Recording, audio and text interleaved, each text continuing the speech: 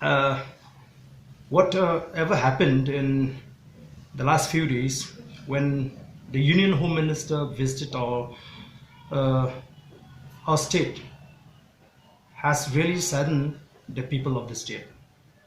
That is as far as my information goes.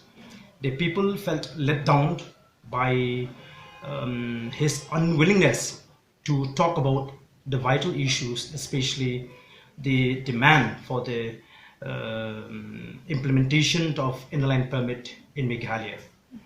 And it also sends a kind of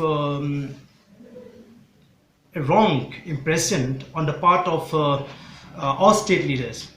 The question is that whether our state leaders had really met and discussed the union leaders in the past, as they have explained to the people from time to time.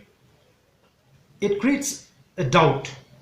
If they had really discussed and met the Union Home Minister on the issue of ILP, we would have expected that the Home Minister would have just at least give a line, of a statement within maybe a very short, brief statement to the social and pressure groups that this matter has been discussed with your state leaders.